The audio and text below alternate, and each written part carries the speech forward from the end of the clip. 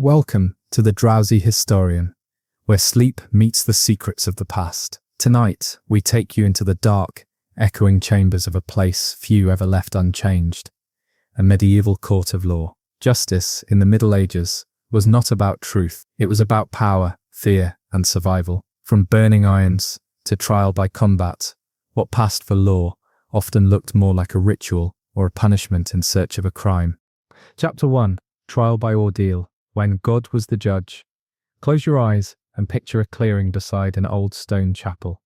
Its damp fog clings to the grass, and villagers have gathered around something or someone. A fire crackles nearby, heating a pot of water until it bubbles and spits. A priest stands with a cross. A man kneels. His hands tremble, his shirt soaked in sweat. He has been accused of theft, and the court has ordered an ordeal by boiling water. Soon he'll plunge his arm in up to the elbow to retrieve a stone. After 3 days, the priest will unwrap the wound. If it's healing cleanly, he's innocent. If it festers, well, the devil had his hand. Welcome to the ordeal, a medieval courtroom where God, not evidence, decided your fate. In the early Middle Ages, law was less about proving guilt and more about maintaining cosmic order. Logic bowed to divine will. People believed the supernatural guided every misfortune, so why not let it guide justice too? That's where ordeals came in. Trial by fire, trial by water. These weren't metaphors.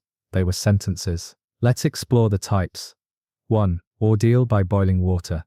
The accused reached into a cauldron to pull out a stone or ring. Then the wound was bandaged and sealed with a priest's wax. After 3 days, if it showed signs of infection, guilt was confirmed. If it healed nicely, you were free. But healing in a time of mud floors and no soap was a miracle in itself. 2. Ordeal by cold water, also known as the sink or swim test. This was mostly used for accused witches or heretics. They'd be tied with rope and dropped into a pit or river. If they floated, they were considered guilty, rejected by the purifying power of water. If they sank, they were innocent, but drowned. A test where survival often meant death. 3. Ordeal by hot iron. Carried out in silence, usually inside a church. The accused would carry a burning hot piece of iron, several paces. The hand would then be wrapped. Again, the wound's healing would determine fate. One misstep, one flinch, one blister too large, and your life could be over. Let's follow a recurring figure tonight, Edric, a stable boy from a rural village near Canterbury. He's young, poor, and illiterate. When a saddle goes missing from the manor's stables, he's the only suspect. The steward doesn't need a confession. Instead, Edric is sent to the church. There, a priest declares that God will judge him through boiling water. Edric is terrified. He knows the truth. He didn't steal the saddle, but truth won't save him. The court believes that if he's innocent, the Holy Spirit will protect him. But Edric's hands are calloused, cracked, and already infected from mucking out horses. The water is boiling. The stone lies deep. This isn't fiction. These trials were formal and terrifyingly common. In fact, Charlemagne himself used ordeals regularly to maintain control. In Anglo-Saxon England, the laws of Ethelred explicitly endorsed ordeal as divine judgment. The church oversaw these rituals, often using Latin incantations and relics to consecrate the act. But here's the darker truth. Ordeals were theatre. They weren't just legal mechanisms, they were public spectacles. Villagers came to watch. The air reeked of burning oil and sweat. Mothers clutched their children, whispering prayer. And behind the rituals was something more insidious: social control. Ordeals punished the poor far more than the wealthy. Lords rarely faced boiling water. Their sins were whispered away in confessionals. Now consider the psychology. If you were Edric, would you even try to resist the pain? The pressure to confess before the ordeal was immense. Many did, and if you confessed, even falsely, you might avoid the ordeal altogether, but face branding or exile instead. In 1215, everything changed. At the Fourth Lateran Council, Pope Innocent III issued a ban. Priests could no longer participate in ordeals. This single decree collapsed the system. Without a priest, there could be no divine trial. And so, the boiling pots cooled, the hot irons rusted, and Europe slowly edged toward evidence-based trials. Slowly, but before that, for centuries, ordeals were law. They were God's courtroom, where fire burned lies and water washed sin. And in this world, if your wound bled wrong, or your body floated, you were condemned, no matter the truth. Back in the village, Edric plunges his hand into the cauldron. The crowd gasps. The priest chants. The air smells of burnt skin. His fate will be decided not today, But 3 days from now, by the texture of blisters and the color of blood. Justice in the medieval world didn't always wait for reason. Sometimes it waited for infection.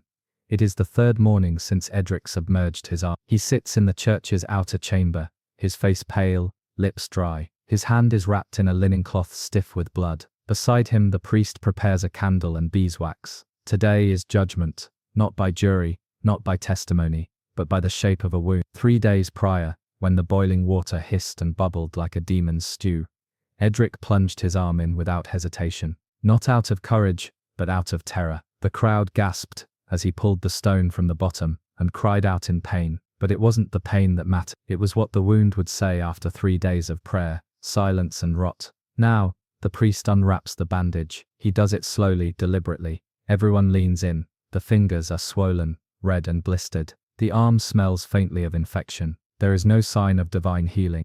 The verdict is clear, guilty. But what if Edric was innocent? This was one of the fundamental flaws of trial by ordeal. It placed life or death in the hands of randomness, climate and biology. The idea was that God would intervene in a miraculous way if the accused was innocent. But wounds don't obey theology. They obey bacteria. Sometimes, however, manipulation crept in. Certain priests, depending on pressure from local lords, could influence the outcome. They might cool the water slightly, shorten the ordeal, or wrap the wound with healing herbs if they believed the accused was innocent, or if they were pressured by someone with power. For the poor and the powerless like Edric, that kind of intervention rarely came. The law was written in God's name, but it was carried out by men who bent to fear, favor or coin. In Hungary, ordeal by fire was used well into the 13th century. In France, trial by cold water became especially popular during witch scare. In Scandinavia, the Norse combined ordeal with oath swearing. A man might take the iron in one hand while swearing on Thor's hammer. Christianization didn't erase these rituals, it just Christianized them. There were even ordeals for animals. In 1266, a pig in Falaise, France. Chapter 2, The Shouting Courts, Market Squares, and Mob Verdicts. It's a brisk morning in the village of Great Dunmore. Chickens scratch between puddles, stalls open with creaking shutters, and the scent of salted fish hangs heavy in the fog. But there's no market today. Instead, the crowd gathers not for buying, but for judging. A wooden stool sits in the middle of the square, and beside it, a crier holds a scroll. The village reeve, bald, red-nosed, with hands calloused from years of holding authority without question, steps forward and calls the first case. His voice isn't the law of the king or the church. It's the law of the local manor.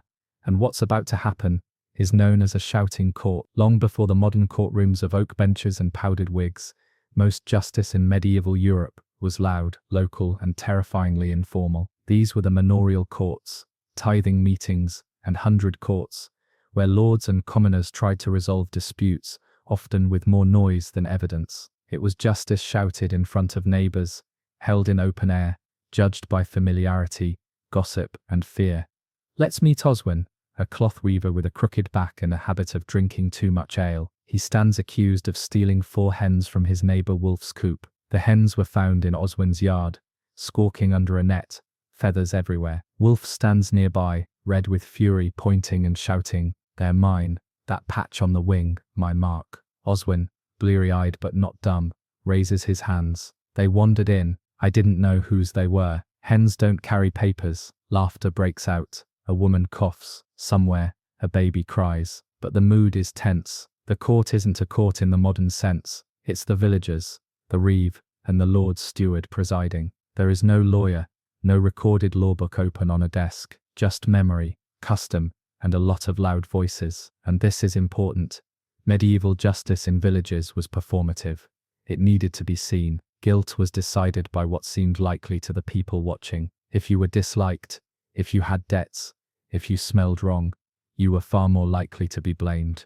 Shouting courts worked on a twisted sense of democracy. Sometimes villagers were asked to yell their opinions. Did Oswin do it? And if more voices answered yes than no, that could be enough. These were courts of public feeling, primitive, inconsistent, and wildly effective at maintaining fear. For minor crimes, punishment might be a fine, a night in the stocks, or a public apology, but the shame that stayed and reputation was everything. This is where the term hue and cry came into practice. If someone saw a theft or a crime, They were legally bound to raise a shout. The whole village was then obligated to chase the suspect. If you ignored the call, you could be fined. Silence was a form of guilt.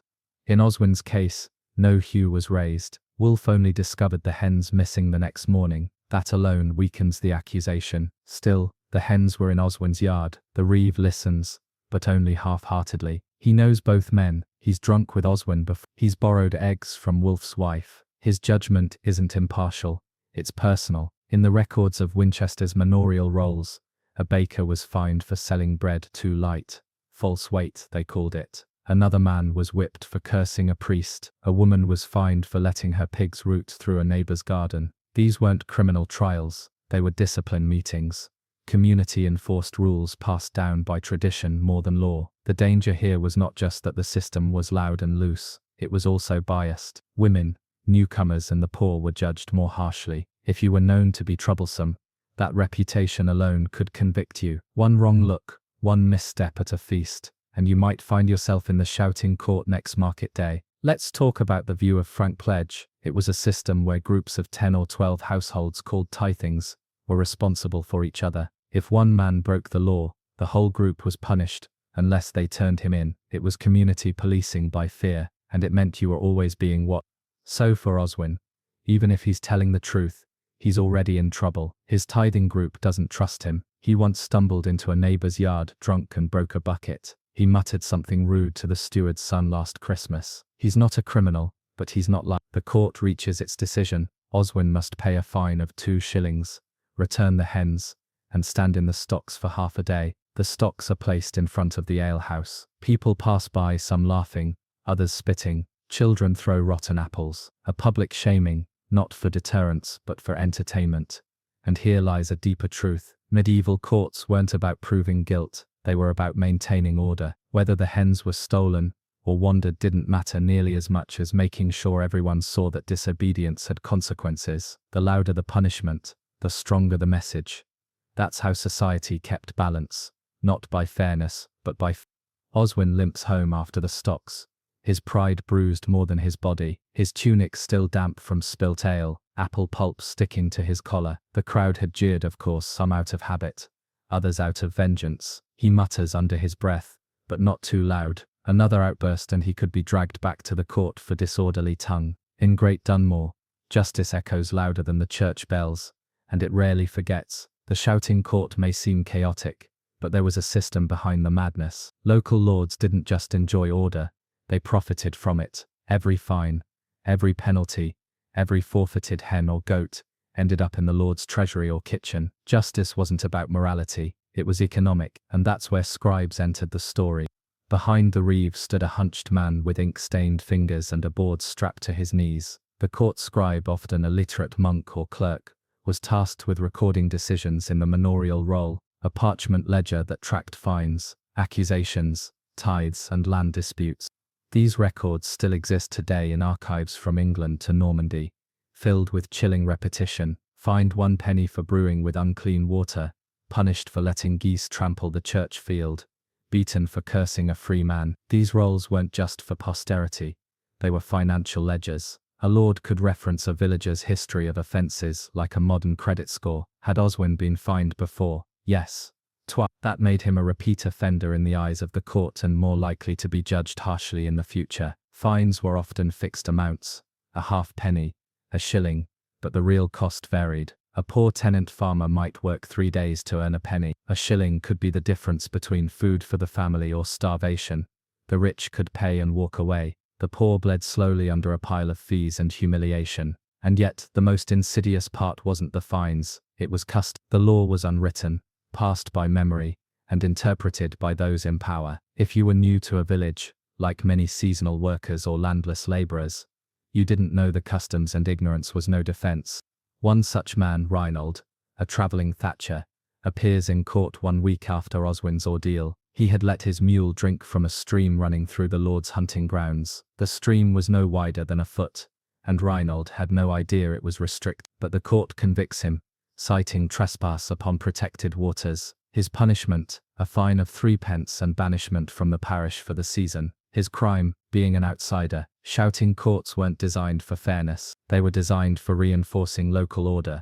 The lord on top, the reeve just beneath, the villagers beneath him, and strangers below everyone else. There were no defense attorneys, no appeals, no charters of right. There was only the balance of who you were, who you offended, and how loudly others wanted to see you punished. Still, not all judgments were cruel. Sometimes the court showed mercy or practicality. A widow caught gathering firewood illegally might be let off with a warning. A boy who trampled barley chasing a goose might be ordered to repay the damage in labor. Community memory could work both ways. If people liked you, they spoke up. But if you were Oswin, the scribe's quill scratches again. This time, it's disturbance of the Lord's steward. The steward's son claims Oswin muttered a slur about his father's gluttony. No witnesses, no hearing. The steward himself declares the fine a full shilling. Oswin protests too loudly. Now it's insolence. A second fine. His wages gone. Oswin is forced to work unpaid on the Lord's fields to pay it off. This forced labor as punishment was common. Some manorial courts even included a labor penance where those too poor to pay were conscripted to dig ditches, thatch roofs, or haul grain. It was justice blended with slavery.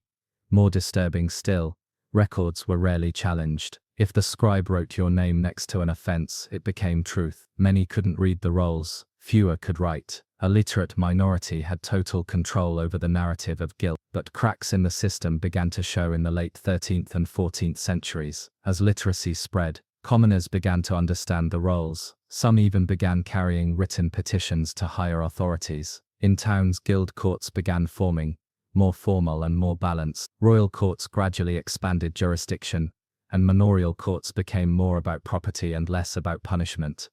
By the 1400s, shouting courts faded. The wooden stools were used less for justice and more for gossip, but in rural regions they never fully disappeared. And even today, echoes of them survive in local councils, in neighborhood disputes, in the court of public opinion where a whisper can be more damning than a gavel. Back in Great Dunmore, Oswin has learned a lesson, not about guilt or honesty but about silence. He says little now, keeps to himself, nods when spoken to. His life isn't better, but in a place where justice is shouted, the quiet man survives longer. Chapter 3. Witch Trials and the Female Curse. When fear burned truth. The year is 1312, and the wind howls through the village of St. Martha, like a choir of curses. On the edge of the thatched cottages stands an old woman's hut, tilted, moss-covered, always with smoke curling from its chimney. Her name is Gisela, and no one remembers when she arrived. Children call her the Crow Mother.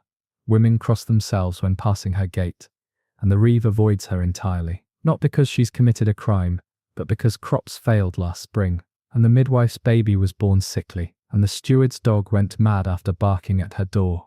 Today the manorial court doesn't meet in the square. It meets in the churchyard, under the gaze of saints carved in stone, where superstition and law become one. Gisela is not here to answer for theft or blasphemy. She stands accused of witchcraft, an accusation as elastic as it is fatal. In medieval Europe, the line between law theology and folklore was thin. Witchcraft wasn't a defined crime at first. In early centuries, the church viewed belief in magic as pagan nonsense. But by the 12th century, with the rise of the Inquisition, the idea began to fester.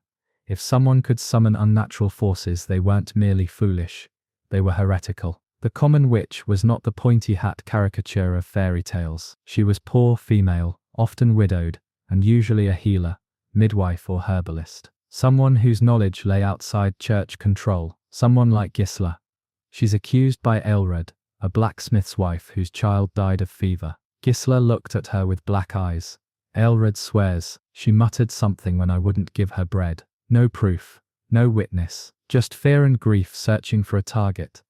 In St. Martha, the court doesn't use boiling water or combat. It uses the devil's mark, a superstition that witches bore a secret spot on their bodies, insensitive to pain. The steward's men strip Gisela's clothing and inspect her wrinkled skin with pins. When one mark doesn't bleed, the village priest gasps. There, the devil has kissed her. This act, called pricking, was common in witch trials, especially in Scotland and Germany, where witch prickers made a trade of travelling from town to town with long pins and calloused consciences. Sometimes they used retractable needles to fake the mark, convicting innocent women for pay. Gisela remains calm. She says little, perhaps because she knows speaking will do no good, or perhaps because she's seen this before. Women disappeared in the last famine too. It starts with animals dying, and ends with someone burning. And that's the real power of witch trials. They give shape to fear. A failed harvest, a miscarriage, a strange illness or bad storm. These things happen, but in the medieval mind they happen for a reason. And that reason must be someone, the witch, the outsider, the woman who lives alone with her thoughts and herbs. Let's pause to look at the legal side. By the 13th century, under canon law, the church allowed trials for heresy. Witchcraft, once folklore, became spiritual treason. Inquisitors were trained to interrogate with tricks, threats, and eventually torture. Confessions became the key to justice, and once you confessed, you were lost. In 1258, Pope Alexander III limited witch trials only to cases involving heresy, but this line was blurry. By the 15th century, especially after the publication of the infamous Malleus Maleficarum in 1487, a handbook for witch hunters, accusations exploded. The book claimed women were more prone to witchcraft due to weakness of body and mind. It advised torture, deception, and theological justification for every method. Though the worst trials came in the early modern period, medieval courts laid the foundation. The fear, the rituals, the isolation of older women. It all started in village squares and manorial hearings.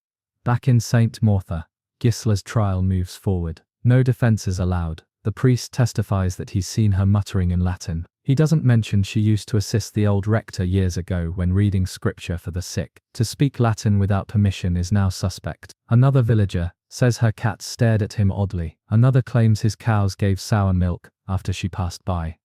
This is the power of accusation without evidence. It multiplies, it echoes, it becomes a mirror where everyone sees what they feel. Even Aelred, the blacksmith's wife who started it all, begins to weep. But no one stops the trial, because once fear becomes law, pity becomes dangerous. At dusk, the verdict is read. Gisla is to be exiled, stripped of her hut and land, and warned that if she's seen within a day's ride of the village, she will be burned at the stake. No one cheers, no one speaks. The villagers return to their homes silently, as if waking from a dream.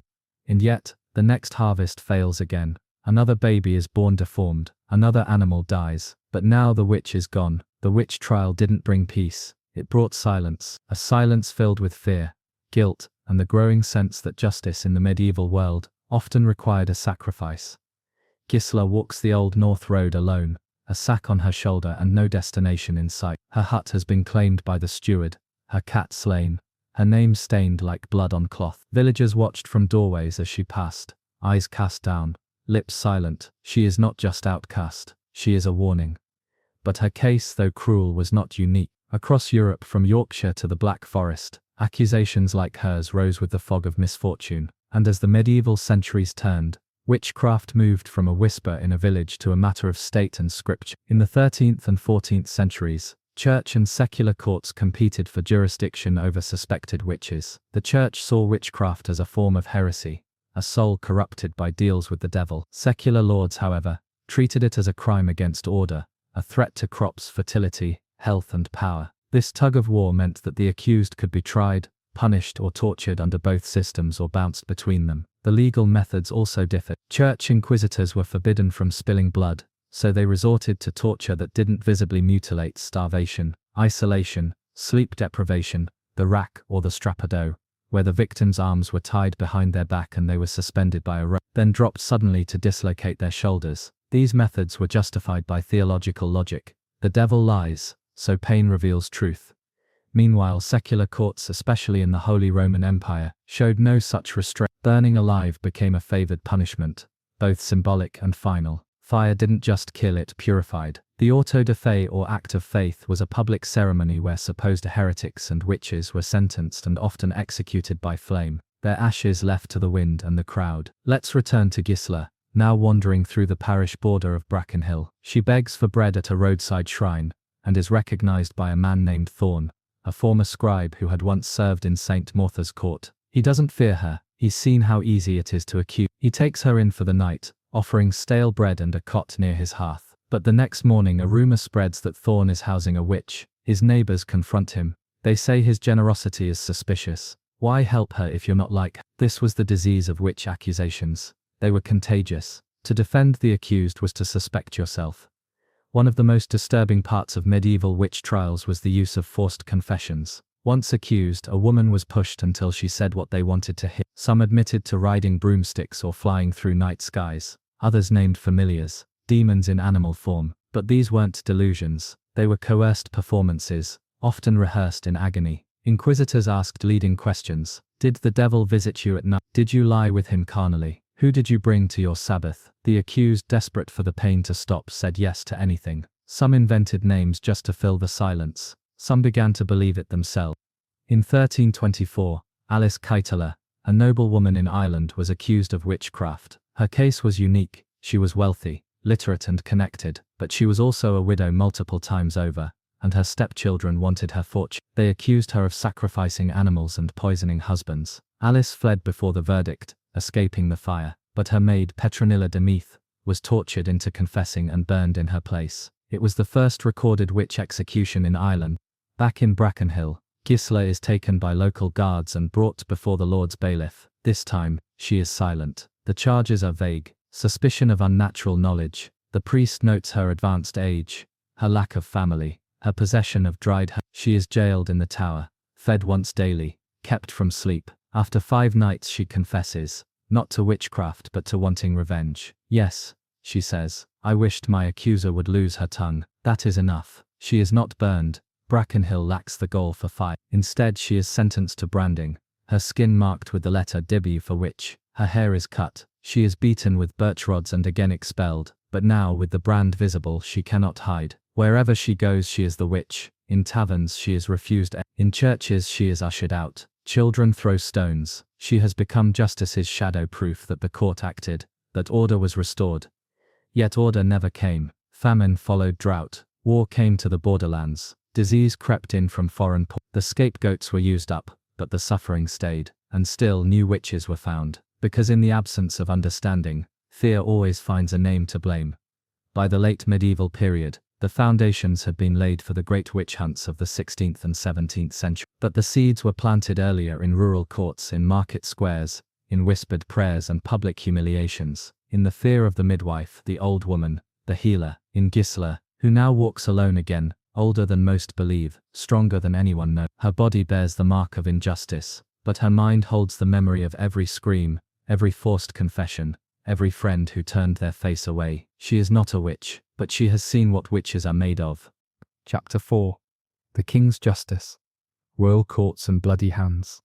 The village of Crayley trembles as the banners arrive, deep crimson with golden lions, flapping above rows of mail-clad men. At their centre rides Sir Maurice, a justiciar of the king, flanked by clerks, scribes and guards, with pikes taller than men. The villagers gather in silence, heads bowed, feet in muddy boots. This is no manorial court, no shouting match over hens or pigs. This is the Ire, the itinerant court of the crown, and justice here does not beg for truth, it demands submission. Throughout the Middle Ages, royal justice carved its own violent path through England and beyond. Unlike the chaotic, localized courts we've seen in villages, these were centralized, symbolic, and often terrifying. The king's law wasn't just a system, it was a performance of power, and when the crown sent its judges, they came not to debate, but to impose. The system of itinerant justices, known as Ires, became standard under Henry II in the 12th century. These judges rode across shires,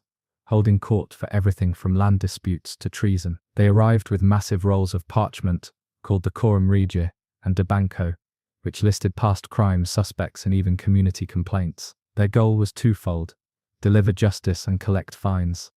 In Crayley's case, the court has arrived in response to reports of banditry in the royal forest. The crown believes local villagers are sheltering outlaws, men who have refused to pay taxes, avoided military service, or attacked travelers. These aren't romantic Robin Hoods. They are toothless ex-soldiers, hungry and desperate, living among trees and stealing to survive. One such man is Brandon, a woodsman who once served in the Baron's levy, but returned to find his land seized for unpaid dues. Since then he's lived in the forest, surviving on deer and stolen flour. To the villagers, he's a ghost. To the king, he's a rebel. Royal courts didn't ask if a man was guilty, they asked if he threatened the crown. Brandon is declared at outlawry, meaning outside the protection of the king's peace. He can be killed on sight, but first, the court needs to make an example. They accuse 3 men of harboring. The evidence: a bow found in one man's shed, a loaf of bread missing from the Reeves oven, and a child who swears she saw someone tall and bearded enter the village at dusk. The accused protest, but it's no use. One is fined 10 shillings. Another has his ear removed. The third, whose father once insulted the steward, is hanged. His body left at the village edge as a warning. This is the nature of royal law: swift, brutal, public. The King's Court operated under common law, which in theory meant laws applied equally across the realm. But in practice, this system protected the elite and punished the restless. It evolved to curb baronial power, settle land disputes, and collect dues. But it also became a weapon of fear. Trials were no longer loud gatherings in fields. They were held in stone halls, with armed guards, wax seals, and Latin phrases shouted by clerks. There were juries, yes, but juries made up of local freemen, many of whom owed favors to the sheriff or feared royal reprisal. And the worst crimes, murder, treason, rape, forest law violations, were judged not with nuance, but with scaffolds.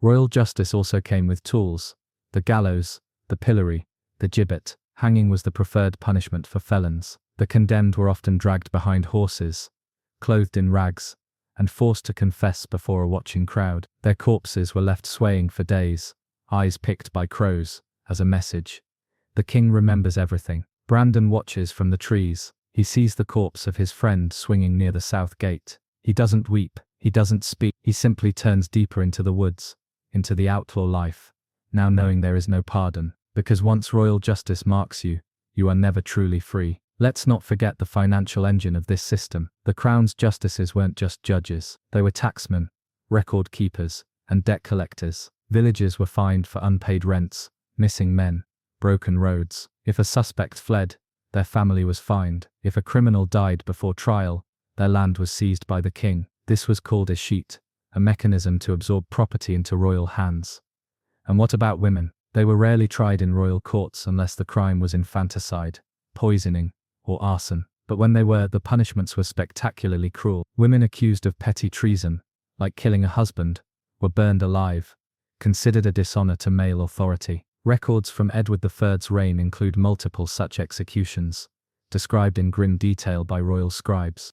Royal courts also enforced forest law, a strange and terrifying branch of justice. The king's forests weren't just woodlands. They were protected zones where hunting, foraging, and even cutting trees were crimes. A peasant caught with a dead deer could be blinded or castrated. Entire communities were punished for taking firewood during hard winters. This wasn't just law, it was ownership of nature itself. And all of it, every hanging, every confiscated coin, every seal on parchment, served one purpose: to remind everyone who ruled. The king's justice didn't need to be fair, it needed to be remembered. The justiciar's court has left Crayley, but its echo lingers. The wooden post where the hanged man swung remains, darkened with blood and rain. Villagers step around it like a shrine to silence. Children don't play there anymore. The message is clear: the king's justice is not a visit, it's a memory that stains. After the royal court moves on, it leaves behind more than broken bodies and missing sons. It leaves parchment, miles of justice rolls, called curia regis records. Catalogue every case, every fine, every forfeiture. These were written in Latin, stored in abbeys or county castles, and guarded as if they were gold. Why?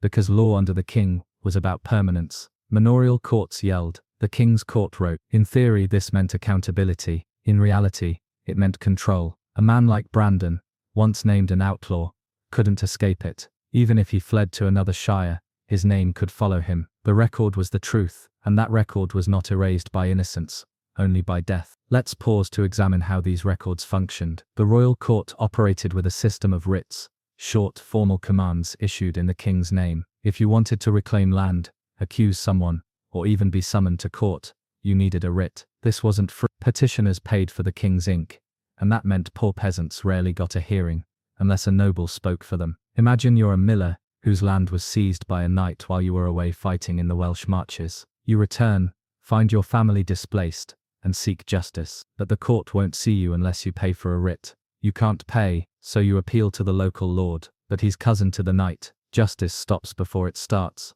This is where the system devours itself. The common man was told the king's law was for everyone, but in practice it was a gate locked with a golden key. It looked fair because it was written. It sounded official because clerks shouted in Latin, but it functioned to preserve hierarchy. Even the jury system, often praised as the ancestor of modern justice, was built on shaky ground. Jurors were chosen from the local population, but not randomly. They had to be freemen, often landowners, and preferably those in favor with the sheriff. Their job was not just to judge guilt. They were expected to know local rumors. If someone was known to be trouble, that might be enough. Actual evidence was secondary.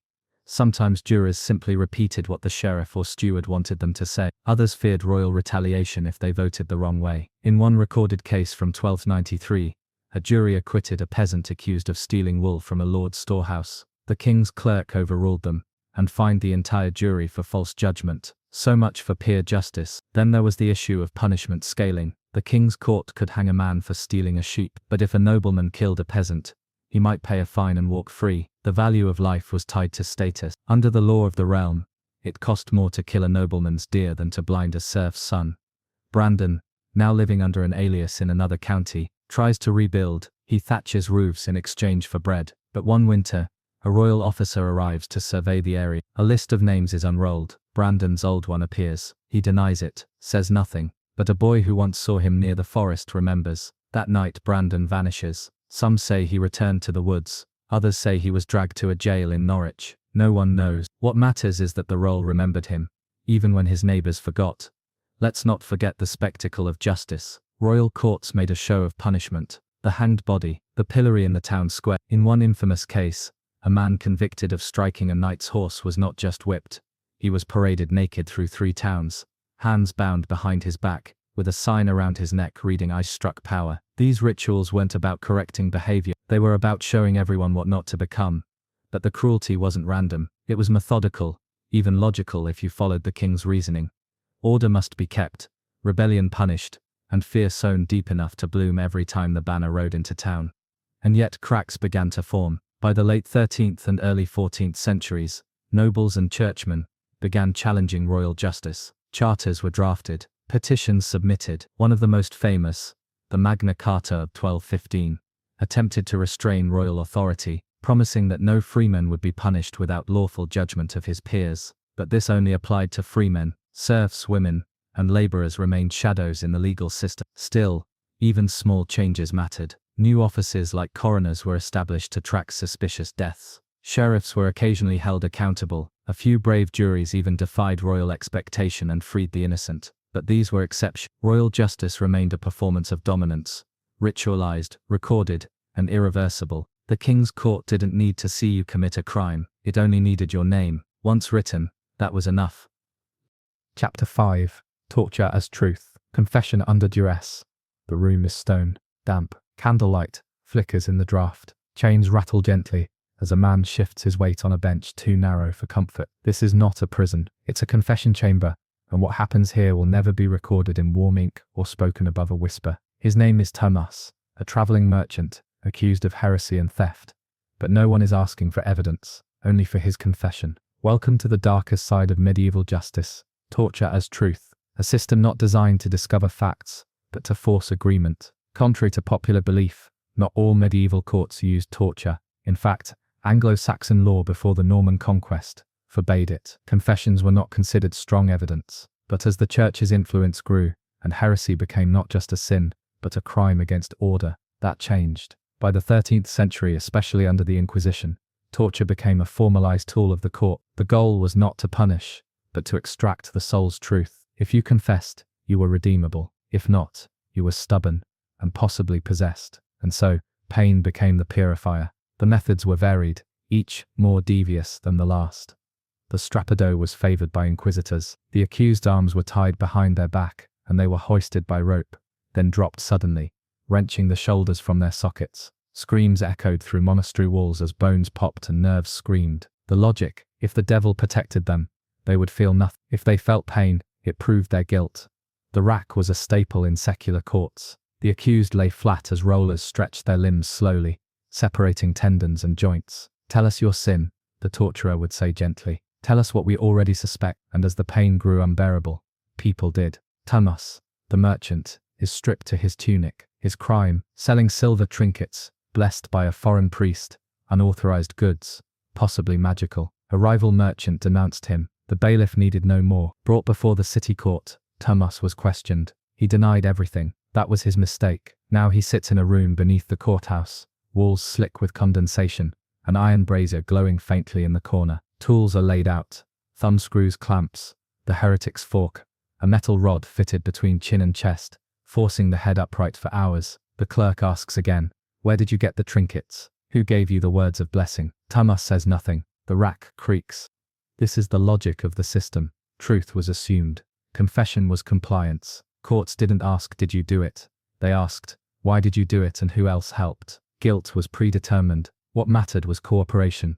And this wasn't just religious. Secular courts, especially in Italy, France, and parts of the Holy Roman Empire, adopted torture for theft, fraud, and even adultery. In Florence, even stealing from a church could get you questioned under the boot, a device that slowly crushed the feet. In England, torture was rarer, though not unknown. It technically required a royal warrant, but that was often overlooked. During times of unrest, rebellions, religious tension, rumors of sorcery, judges and sheriffs found ways to justify pressing or flogging to reach a confession. In 1275, the Statute of Westminster allowed for peine forte et dure, a method of punishing those who refused to enter a plea. The accused would be laid on the ground and crushed with heavy stones, fed only rotten bread and water, until they agreed to speak. Some died before ever opening their mouths. One such man, Walter Calverley, refused to plead so his land wouldn't be forfeited to the crown. He was pressed until his ribs cracked. His family kept the estate.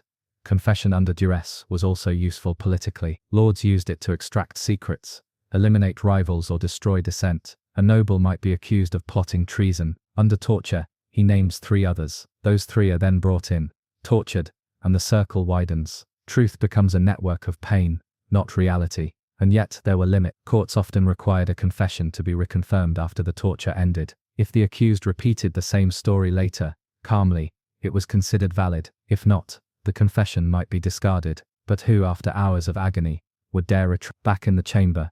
Thomas has named his source, a trader named Corin, now days away on the coast. Thomas claims Corin blessed the items, not him. He says he only carried the goods. The clerk nods. The name is written down. It will be passed to the next city, where Corin may be arrested. Thomas, though broken, is not freed. He is ordered to pay a fine, his goods confiscated, and his merchant license revoked. His body twisted from the rack, will never walk without pain again. This is how justice functioned under the rule of confession. The system was not built to verify.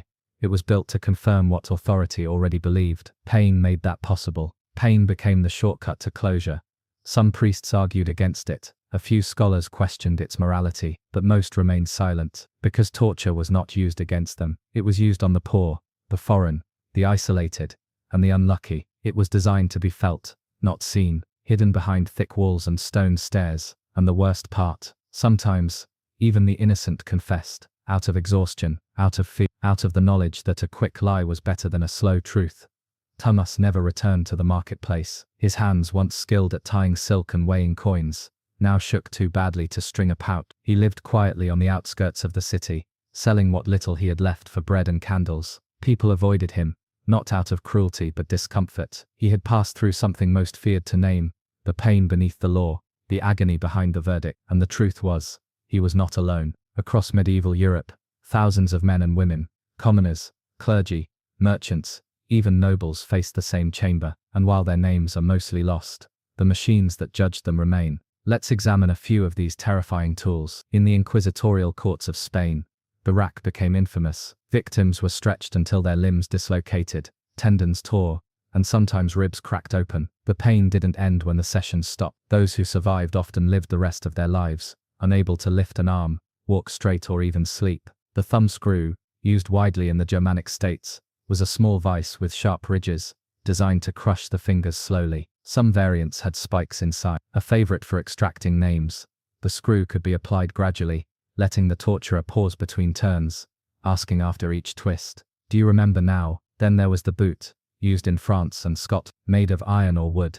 It enclosed the leg, and was tightened using wedges. Some boots were filled with boiling water or even molten lead to intensify the pain. Records describe bones splintering like wood, the victim howling through gags, blood seeping onto the stone floor in rhythmic drip. Another tool, less physically destructive but just as feared, was sleep deprivation. The accused were kept awake for days under torchlight, interrogated every few hours, or forced to stand without support. Hallucinations began within 48 hours. By day 3, many would confess to anything just to lie down.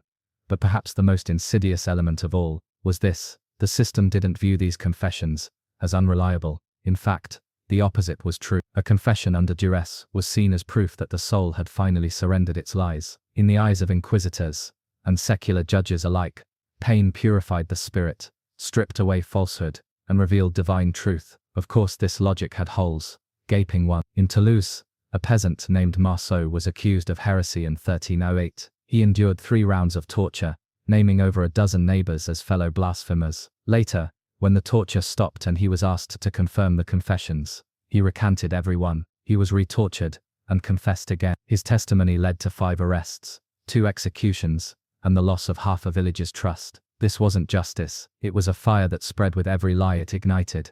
And yet, few dared question it publicly, not because they believed it worked, but because to doubt it was to doubt the authority of the church, the king or the court. To say torture brings lies was to imply that verdicts might be wrong, that men in power might err, and that idea, fallibility in justice, was more dangerous than heresy itself. There were, however, voices of reason. In 1252, Pope Innocent III issued Edicta Panda, a papal bull that permitted torture against heretics, but insisted it not cause loss of life or limb. But these restrictions were vague. Torturers simply worked around them, stopping before permanent damage, then resuming the next day. Loopholes became legal standards. Some secular rulers took it further. In the city-states of northern Italy, torture was not only accepted, it was codified. Judges followed strict manuals detailing how long certain tortures could be applied, and under what circumstances. A man accused of stealing could be tortured up to 3 sessions, each spaced 3 days apart. If he didn't confess by the end, he might still be punished on suspicion alone. In here lies the darkest truth. Torture often replaced evidence. Why gather witnesses, build a case, or weigh motives, when you could just press a man until he gave you what you wanted? Confessions were easy, evidence was hard. The courts, desperate to keep pace with unrest, heresy and political enemies, chose the path of least resistance. By the 14th century, torture chambers became semi-permanent fixtures in castles, monasteries and civic halls. Some even had public viewing slots, where the curious could peek at prisoners in chains. Torture was not only sanctioned, it became a spectacle, part of the cultural fabric. Let's return once more to Thomas. Months after his release, a man named Coren, his supposed co-conspirator, was arrested in another town. He denied everything, but when presented with Thomas's confession, he broke. Under the pressure of heat and blade, he named 2 more merchants, one hanged, one fled, and so the wheel turned again. Neither man had ever sold cursed objects. The original accusation, a lie whispered in jealousy, nurtured by greed, but no one cared now. The law had spoken, and beneath it, torture had whispered the answers it needed to hear. In time, the Enlightenment would come. Philosophers would rail against cruel methods. Laws would be reformed. Judges would begin to demand real evidence. But for the medieval centuries, pain remained the closest thing to truth many would ever know. Because when the judge holds the pen, and the torturer holds the key, the truth is not what happened, it's what hurts enough to believe. Chapter 6. Trial by Combat. Fighting for Innocence. The field is silent, dew clinging to the tall grass. 2 men stand opposite each other, panting, bruised, and covered in dirt. They each clutch swords not out of pride or duty, but out of fear. This is not a duel, this is a verdict. A man's life hangs on the next blow. For today, the court does not speak with words, but with wounds. This is the brutal reality of trial by combat, a legal method rooted in violence, faith and desperation. It wasn't a mere fight between knights for glory, it was often the final recourse for those accused without witnesses. In a system where evidence was scarce and divine justice was assumed, the sword became the mouth of God. Trial by combat, also called judicial duel, flourished in medieval Europe between the 9th and 14th centuries. It originated among the Germanic tribes, codified in the Salic law, and spread through the Frankish Empire, eventually reaching England and beyond. The logic was simple, if terrifying. God would favor the innocent. The loser was not just defeated, they were guilty in the eyes of heaven. Let's meet our example. Leofric, a tanner accused of murdering a steward's servant during a tavern brawl. There were no witnesses, only a knife in the victim's side, and Leofric's word that he acted in self-defense. The steward demanded justice. The local court couldn't determine the truth, so the judge ordered trial by combat. Leofric was not a warrior. His muscles came from scraping hides and lifting buckets, not from wielding weapons. He begged for mercy, offering coin and oaths, but the steward's family wanted blood, or at least public satisfaction. On the appointed morning, the village gathered. A circle was drawn, a sword placed in each man's hand. The judge announced that he who survived would be held innocent by law. This wasn't spectacle, it was legal procedure. Combat wasn't always to the death. Some duels ended when one man surrendered or was unable to continue, but surrender meant guilt, and with it, often hanging or mutilation. In Leofric's case, his arm was broken early in the fight. He fell, bleeding, and raised his hand. The reeve declared him guilty. Within the hour he was led to the gallows. The court closed, the matter settled.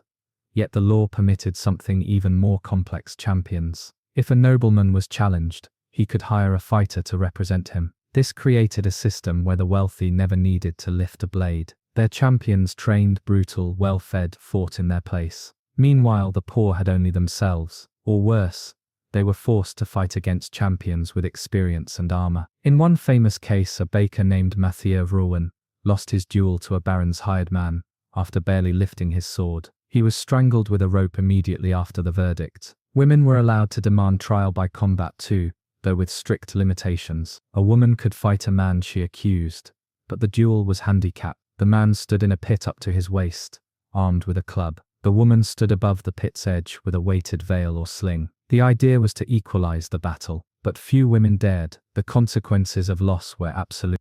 In 1220, in the village of Bergen, a widow named Elise accused her neighbor of murdering her husband. He demanded a duel. Elise agreed. Her opponent lost, struck down with a blow to the temple from her slingstone. She was declared victorious and her husband's name cleared, but Elise lived the rest of her life as a pariah. Some whispered she used sorcery, others simply feared a woman who killed.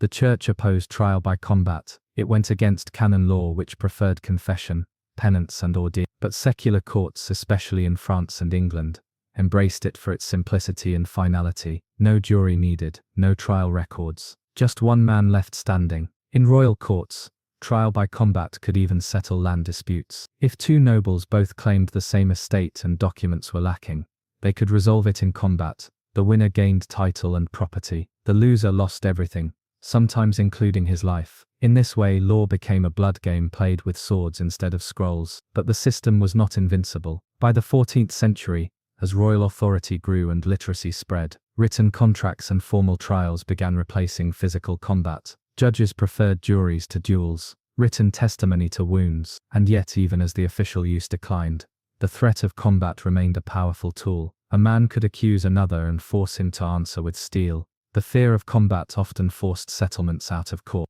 Perhaps the most dramatic case of judicial duel came in 1386 in France. The knight Jean de Carouge accused Jacques Legris of raping his wife. The case was taken to Parliament and escalated to a royal-sanctioned duel, approved by King Charles. The fight took place before a massive crowd. De Carouge killed Legris, who proclaimed his innocence to the end. According to the law, the wife's honor was restored, but history still questions whether justice was truly served. And that is the ultimate problem with trial by combat. It equated victory with truth. A man who trained harder, ate better, or simply fought dirtier could become legally innocent. Strength replaced evidence, skill replaced fact, and the law, watching with sword drawn, accepted it. The duel itself was only the climax. The real ritual began long before the swords were drawn. When a trial by combat was ordered, both parties were given a period of preparation, weeks, sometimes months, to gather arms, train, and appeal to nobles or clergy. The event had to be sanctioned by a court official or monarch, and the challenge had to be formal. It often began with a glove thrown or a staff tapped to the ground as the accused was publicly summoned. In many regions, the words spoken in the challenge were preserved in writing, flowery, dramatic, but soaked in dread. On the day of battle, a special arena was prepared. In France, this was often a lists field, a rectangular space, roped or fenced off, sometimes even blessed by a priest. The fighters swore oaths on the Bible that they were telling the truth, and that God would grant victory to the just. Then the weapons were handed out, equalized by law, or so they claimed. But in practice, the rich brought custom-forged blades, enchanted rings, and the finest armor. The poor, like Leofric from segment 1, were given whatever could be spared. Duels were public, crowds gathered, bets were placed, and food vendors circled like at a festival. The outcome was serious, but the event itself became a blend of justice and entertainment. Even women and children attended, their cheers and gasps feeding the blood hunger of a world that trusted spectacle more than scrutiny. Let's meet Womund, a peasant from Sussex accused of poaching a deer from the king's forest. He claimed innocence, stating that the meat found in his cottage was purchased from a traveller, but the forester who made the arrest insisted Womund had been caught red-handed. No other witnesses, no documents, just one man's word against another. Because the charge touched the king's forest law, a sacred domain, Womund was given the option of trial by combat. He refused at first, but the forester was no noble. He was a grizzled man with a crooked nose and a heavy limp. Womund thought he might stand a chance. He accepted. On the day of the fight, Womund entered the ring barefoot, armed with a cudgel. His opponent, despite the limp, had fought before. The duel began with short blows, mostly defensive, but within minutes, Womund was knocked down and pinned. The crowd hushed as the forester raised his weapon. Womund, barely conscious, choked out surrender. The verdict was clear: guilty. He was branded with an F for felon and exiled from the village. But this wasn't just a peasant's punishment. Nobles played this game too. In Burgundy, 1321, two knights duelled over a dispute in land inheritance. The winner gained an entire estate. The loser, disarmed and bleeding, was dragged away and executed for perjury. Because losing a duel meant you had lied under oath. Sometimes the duels didn't happen at all. Accused parties might settle to avoid combat, especially if both feared the outcome. In such cases, the mere threat of a duel acted as a legal negotiation tactic. One might pay a fine, surrender land, or retract an accusation to avoid fighting. In this way, trial by combat became less about violence and more about leverage. Though the blade always loomed, even animals were sometimes dragged into combat justice. In a bizarre case from 1386, a man named Jacques Ferrand accused a pig of killing his infant son. The pig was put on trial, found guilty, and executed by hanging. Though not technically a duel, the underlying belief persisted that violence settled guilt more clearly than investigation. As Europe modernized, the system began to unravel. By the 15th century, the growth of common law, record-keeping, and written testimony made combat look crude and embarrassing. The church maintained its opposition. Scholars began criticizing the practice as barbaric and biased, but still it lingered, especially in rural areas, where courts were slow and reputations mattered more than law. In England, trial by combat was never officially abolished, which led to a fascinating event centuries later. In 1818, in the case of Ashford, Thornton, a man named Abraham Thornton, was accused of murder. When new evidence emerged, he invoked his ancient right to trial by combat. The court was stunned but found no legal barrier to the request. The plaintiff declined the fight, and Thornton walked free. The public was horrified. Soon after, Parliament passed a bill to finally abolish trial by combat once and for all. The very idea that a man's fate could be decided by how well he swung a club or how fast he dodged a blade seems monstrous today, but for centuries it was accepted, even expected. In a world without fingerprints, cameras, or forensics, combat was a ritual that gave the illusion of divine involvement. It removed ambiguity, it gave finality, and most of all, it relieved the court from having to think too deeply. For men like Womund, Leofric, and others lost to history, the field was not just a courtroom, it was a graveyard, a game, a god's gamble, and the law, standing at the edge, simply watched and nodded. Chapter 7: Peasant Justice, Manorial Courts and Land Disputes. The morning sun peeks through a mist of wood smoke and dew as the villagers of Ellerbrook gather near the old oak tree at the manor's edge. There's no courthouse, no judge's bench, no raised dais, only a long wooden bench for the steward, a stool for the reeve, and the worn ground beneath everyone's feet. Chickens cluck nearby, children cling to mothers' skirts, and the smell of damp earth mixes with the sharp scent of sheep manure. Today is court day, and justice is about to be dispensed, peasant style. In medieval England and much of feudal Europe, the manorial court was the most common legal institution for ordinary people. Unlike the lofty halls of royal justice or the terrifying chambers of torture, these were local, routine, and communal. Their primary goal wasn't to punish crime, it was to maintain order within the manor's ecosystem. The court usually met every few weeks, often on market days or religious festivals, and was presided over by the Lord's steward or a bailiff. The attendees were not just complainants and defendants. They were the court itself. Tenants, villains, freemen, and even serfs were called to serve as jurors, witnesses, and oathsmen. These were neighbors judging neighbors, using memory, gossip, and shared labor histories as evidence. Let's meet Aldwin, a broad-shouldered ploughman with weathered hands and a reputation for honesty. He is here today not to defend himself, but to bring a case against his neighbor Wendrick, who has moved a boundary stone between their adjoining strips of field. Aldwin swears the stone was shifted west, stealing him 2 days' worth of ploughing. Wendrick denies it, insisting the stone has always been where it now lies. There are no surveyors, no maps, only memory and oaths. The court calls for 12 jurors from the village, men who know both parties, who have worked the land, who saw the fields last autumn. They gather, murmur, point, and eventually agree. The stone was moved. The steward fines Wendrick 6pence and orders him to return the stone by sundown. This may sound trivial, but in the manorial world, land was everything. The open field system meant most peasants didn't own their land outright, but farmed narrow strips in vast shared fields. Disputes over whose ox tread where, or who cut an extra sheaf of hay, could lead to fines, feuds, or worse. But the court's role wasn't just reactive, it was preventative and administrative. The steward called the roll of tenants, noting who had paid their dues, who had performed their labor services, and who had skipped them. A woman who failed to send a daughter to glean wheat might be fined a farthing. A man who let his pigs root in the Lord's vineyard could owe a week's unpaid labor. These weren't crimes in the modern sense. They were breaches of duty, failures to uphold one's place in the system. And the system, as fragile and interwoven as a spider's web, relied on each thread being held taut. Another case is called Ida, a widow who rents a small garden plot, accuses a traveling laborer of stealing her hen. She has no witnesses, only her word. The court frowns. Theft is serious, but proof is light. The jury deliberates. Eventually, they fine the laborer a penny, not for theft but for disturbing the peace. Ida is warned to mind her accusations. The message is clear: justice must maintain balance, not just right wrongs.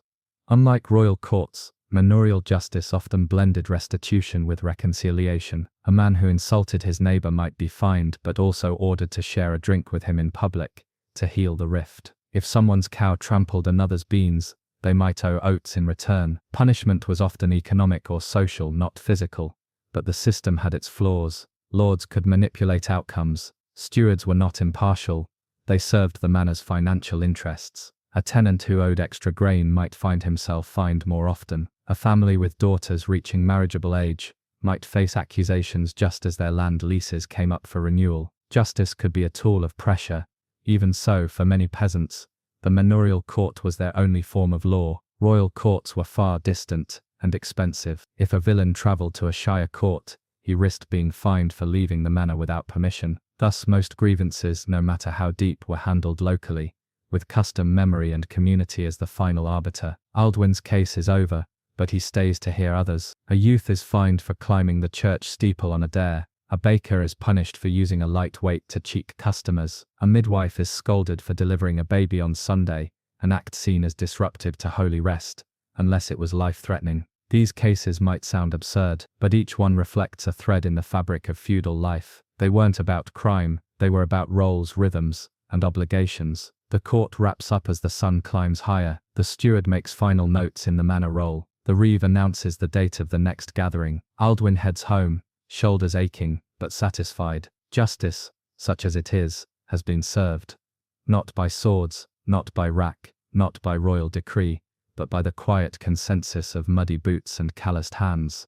The manor roll creaks open again 2 weeks later, its pages smeared with wax seals, rain spots, and old finger oil. The steward arrives from the great hall with a damp hood and muddy boots, clutching a short list of names. This time the court has more than petty fines to manage. It's inheritance season, and the death of a cottager named Old Bjorn has stirred up land claims that will test even the steward's memory. Bjorn had no sons. His wife died last winter. He leaves behind 2 daughters, Alma, a widow who lives nearby, and Tilda, who married a man from a neighboring village. The question before the court: who inherits the cottage and the strip of rye field Bjorn once tilled? In modern eyes, the answer would be simple: divide the property, honor the will, or follow the law of succession. But medieval peasants didn't own land outright. They held it at the lord's will, bound to labor duties, seasonal payments and fealty. When a tenant died, the land reverted to the lord, who could, if he chose, reassign it to another. In most cases, the court had a say,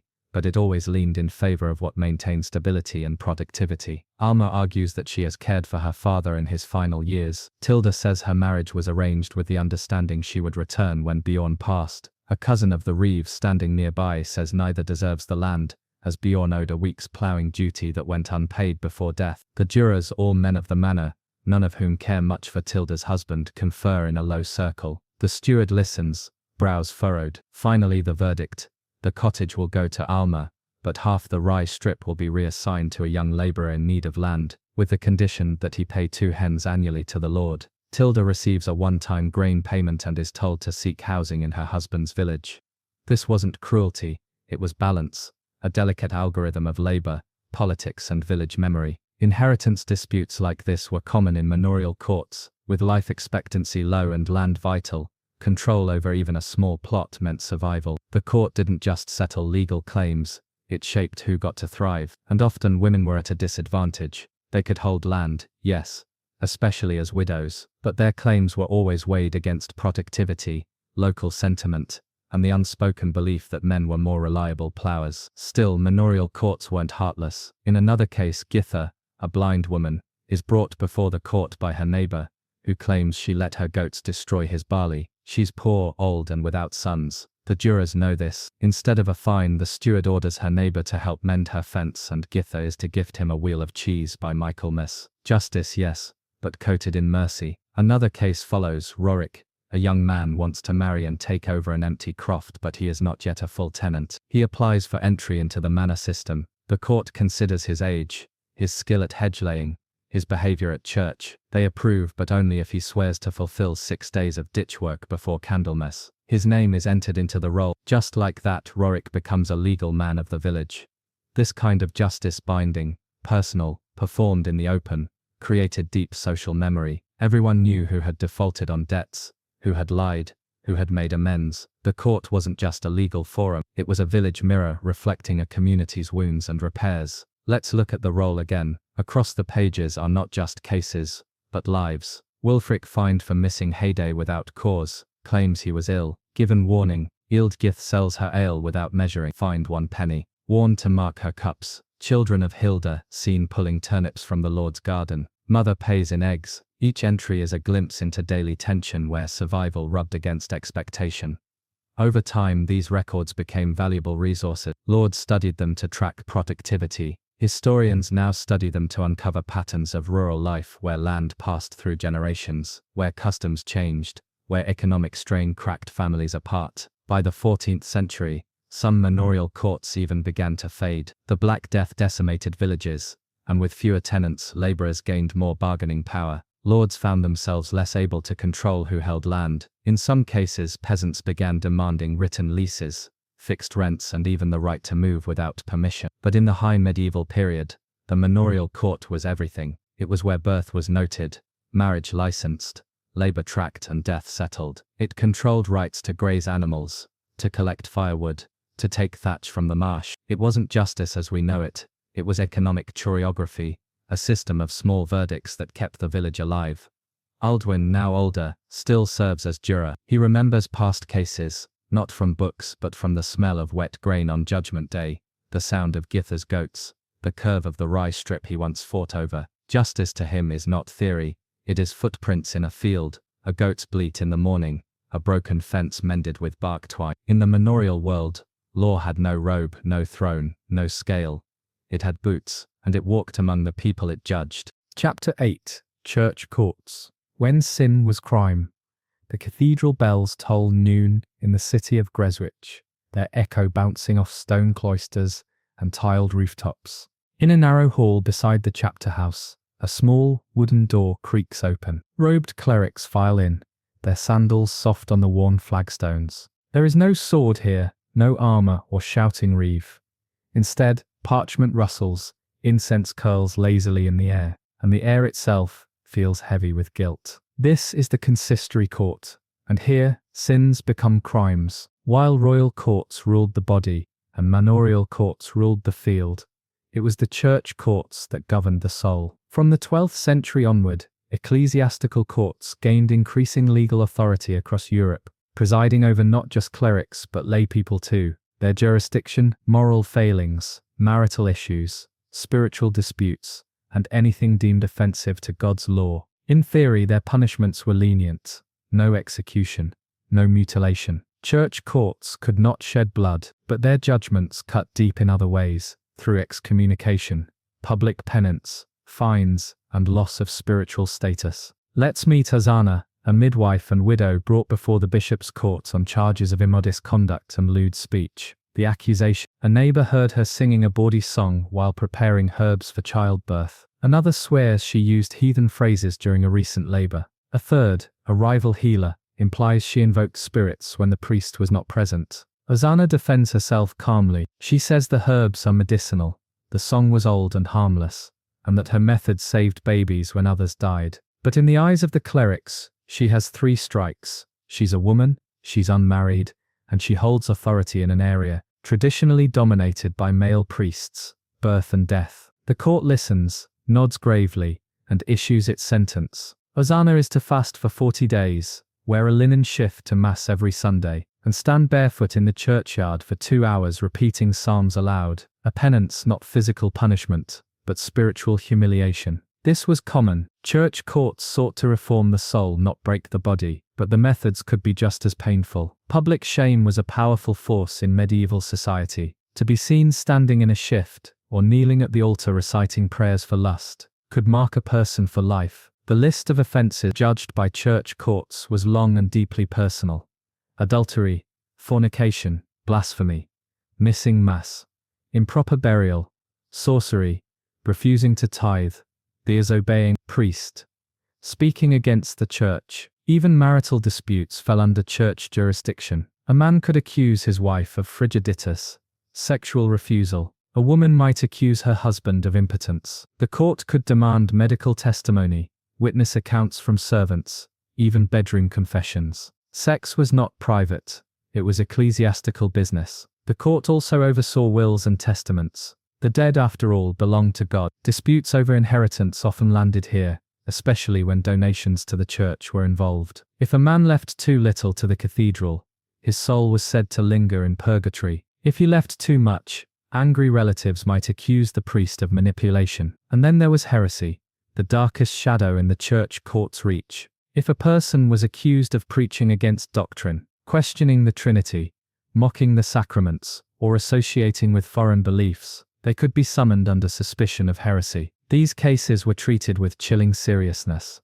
Let's look at Gervase, a parchment maker accused of owning dangerous books. He is brought to the bishop's palace and asked about certain writings translated gospels in the vernacular. A few pages of poetry thought to mock the Virgin. Gervase denies intent, says he only copied what was paid for, but the court presses. He is detained, interrogated, shown a copy of the Libri Prohibiti, forbidden texts. He confesses under pressure. The books are burned in the courtyard. He is flagellated privately, a symbolic punishment, and released with a warning. If caught again, he could be handed to secular authorities, who would burn the body the way the court burned his books. That's how church courts worked. They passed souls to the edge of ruin, then let kings and sheriffs carry out the sentence. This loophole allowed the church to maintain its doctrine of no bloodshed, even as thousands were tortured or killed. But it wasn't all fire and fear. Church courts also served as arbiters of refuge. A woman abused by her husband might find more sympathy here than in a manorial court. A cleric wrongly accused of theft could seek benefit of clergy, a right to be tried under canon law, where punishments were lighter. Education too was a shield. If a defendant could read a passage from the Bible known as the neck verse, he might be spared harsher punishments. This created a strange paradox. Literacy became a legal weapon, and the clergy often maintained tight control over who could wield it. For many, the church court was a confusing blend of spiritual rebuke, legal threat, and social theatre. There were no juries, only judges, priests, monks, bishops, deciding whether your soul bent toward God or strayed toward damnation. Back in Greswich, Hosanna finishes her penance. Her hands are cracked from cold, her feet ache from standing, Her reputation is bruised, but she continues working. Mothers still call for her. Priests still mutter about her behind folded hands. She walks the tightrope of forgiveness and suspicion, a woman bound by a system that watched her body more closely than her words. And that's the hidden truth of the church court. It didn't enforce the law of the land. It enforced the law of heaven, with all the contradictions, fears and mercy that entailed.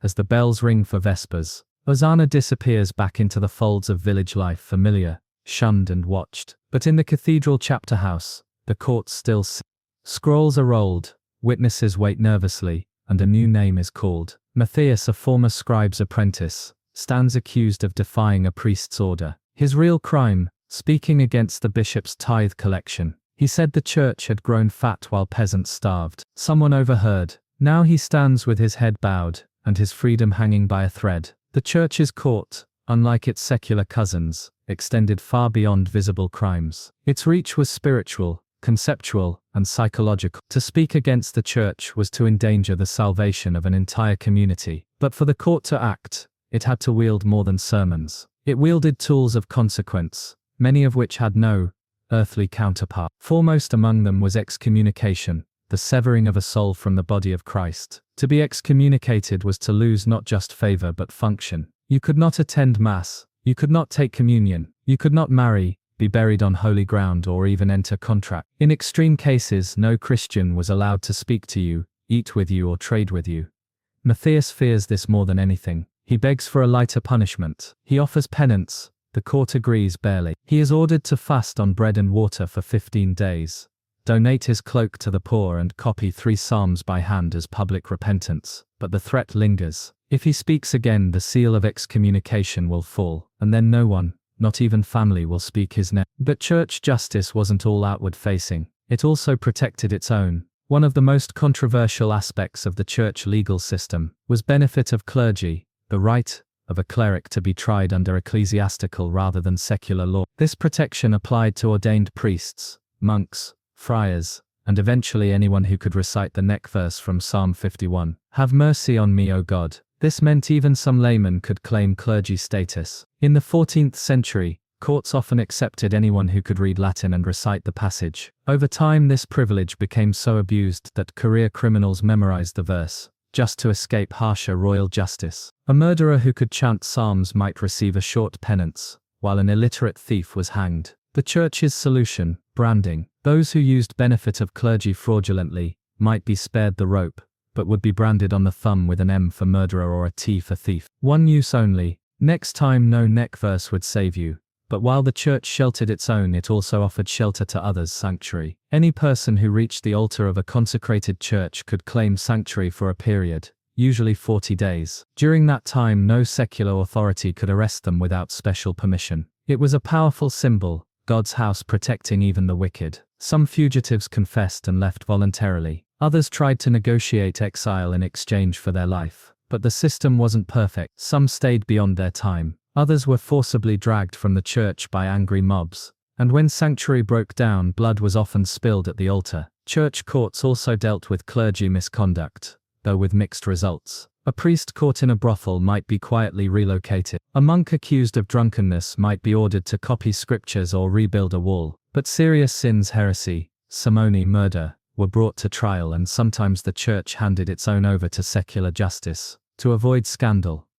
Yet many escaped punishment. The line between justice and protection blurred constantly. Bishops protected favorite clerics, monasteries shielded their own, priests confessed in private, received absolution, and continued their positions without the flock ever knowing what had transpired. The church also policed morality, not just in behavior but in thought. Beliefs were judged. Doubts were dangerous. To question the nature of the Trinity, the holiness of relics, or the authority of a bishop was to risk interrogation. And as heresies spread, Cathars, Lollards, Waldensians, the church's courts grew sharper. Inquisitors were trained not just to judge but to trap. They used leading questions, isolated suspects from their families, and recorded everything meticulously. Heretics were not always burned by church hands, but the flame was always lit by church judgment. By the late Middle Ages, these courts operated as parallel governments. In some towns, church courts heard more cases than royal ones. They managed wills, education, clerical discipline, marriage, morality, and even medical disputes. Priests were mediators, monks were notaries, bishops were judges. The church wasn't beside the law, it was the law. And yet the system couldn't last until. Over time resistance grew. Commoners chafed at double justice. Kings resented clerical immunity. In England, the 12th century constitutions of Clarendon tried to restrict church court power, leading to the infamous murder of Thomas Becket, Archbishop of Canterbury. His death at the hands of knights loyal to Henry II shocked Europe, but also confirmed how dangerous church courts had become to royal authority. Still they endured. Back in Greswich, Hosanna continues her life under quiet scrutiny. Matthias is seen again at Mass, silent, shaven, eyes cast down. The bishop's clerk passes through the square with a sack of unpaid tithes. A man on his deathbed asks if the priest has arrived yet. He knows if he dies unshriven, he may not be buried on hallowed ground. Church justice doesn't end with life, it follows into death. For in this world to break a law meant hanging, but to break a doctrine meant losing your place in eternity. And in medieval Europe, that was the harshest judgment of all. Chapter 9. The jury is chosen. 12 men who already know you. The door to the hall swings open with a creak, and 12 men shuffle in, heads low, boots dragging across the straw-strewn floor. They sit on a rough wooden bench, shoulder to shoulder, not looking at the accused. Not yet. They know him. Of course they do. His name is Hamlin, a cooper's son, and he once mended a gate for the reeve. His brother married into the baker's family. His father fought alongside half the jury during the last levy to the Welsh border. This is not a trial of strangers. This is a jury of your neighbours. In modern times, we imagine a jury as a panel of impartial strangers, chosen for objectivity. But in the medieval world, the concept of the jury was entirely different, based not on ignorance, but on intimate knowledge. Jurors were summoned precisely because they knew the people involved. Their memories, relationships, prejudices and gossip formed the foundation of their judgment. Let's return to Hamlin, accused of stealing iron nails from the blacksmith's cart during Michaelmas Fair. No one saw him do it, but a lad claims he heard the clink of metal under Hamlin's coat. The smith swears a dozen nails are missing. Hamlin denies everything. There is no written testimony, no advocate, no cross-examination. There is only 12 men, most of whom saw Hamlin drunk last week, staggering through the square. The sheriff asks if the jury is prepared. They nod. No deliberation room, no formal vote. Their verdict will be given aloud, as a single voice. The foreman clears his throat. Guilty. And just like that, Hamlin's fate is sealed. In medieval England, juries emerged from earlier systems of oath helpers, men who vouched for the truth of another's statement. Over time, especially under the reforms of Henry II in the 12th century, juries evolved into groups of local men sworn to investigate and report facts. They weren't passive listeners. They were expected to already know the circumstances. This gave juries enormous power, but also immense potential for bias, corruption, and fear-based silence. There were different types of juries too. They were grand juries, who presented suspects for trial, petty juries, who delivered verdicts, inquest juries, who examined deaths, land ownership, or village disputes. But all had one thing in common. They were chosen from the community, not by random selection, but by the sheriff, the bailiff, or the steward, which meant if you crossed the wrong man, or failed to repay a debt, or insulted someone's cousin, you might find yourself tried by a jury that already hated you, and there was no appeal. Consider the case of Elias, a pig farmer in Essex, accused of trespassing on abbey land. The abbot's steward handpicks 12 jurors, 5 of whom rent pasture from the abbey. Elias knows 3 of them personally. One owes him money. One envies his harvest. One once fought him over a boundary line. He has no hope. The verdict is predetermined before the charges are even read aloud. The church tried to moderate the system, insisting that jurors be of good repute and above suspicion, but enforcement was inconsistent. In some manners, jurors were bribed with pies, ale or future favours. In others, they simply acted out of fear of the Lord, of the steward, of being summoned themselves next session. And yet, the jury system wasn't always malicious. It was also functional, even efficient in a world where literacy was rare, documentation scarcer, and policing nearly non-existent. Who better to judge a theft than the men who saw you sneaking through fields 3 nights ago? Who better to verify a land claim than the same men who'd watched you dig its ditches last summer? Jurors were expected to swear truth under oath, with their hands on relics or a cross. Perjury was a sin, and in theory punishable by a fine, penance, or even public shame. But enforcement depended entirely on the court, and no one was eager to accuse 12 men of lying, especially when they sat next to your brother at mass. Back in the hall, Hamlin is led away, sentenced to a public flogging and loss of trade license for 1 season. His workshop will be sealed, his tools held in the Reeves storage. The sentence isn't fatal, but it is humiliating. His father says nothing. His brother stares at the floor. One juror coughs into his sleeve. No one looks proud of what just happened, but no one intervenes, either. Because in this system, truth wasn't proven, it was remembered, reputation was a ledger, and the jury simply read it aloud. In some towns, this led to generational injustice. Families known for trouble were tried more harshly. Newcomers were often convicted just for being unknown, and in rare cases, juries refused to convict even the guilty if the accused was well liked, feared, or simply too important to lose. This flexibility made the jury system both dangerous and deeply human. It reflected not the ideal of justice, but the reality of communal pressure, memory, and survival. And that's the contradiction at the heart of medieval juries. They judged not only actions, but character, and sometimes character alone. The next day, the Reeve calls a second jury to settle a brewing dispute between 2 cousins, Theobald and Jansen, both sons of the same mother's bloodline. The quarrel, a single apple tree, whose roots straddle their adjoining plots. Theobald swears it was planted by his late father. Jansen says the fruit falls mostly on his land. The steward is tired, the jurors even more so, but they are summoned anyway, because the system must function, and verdicts must be rendered.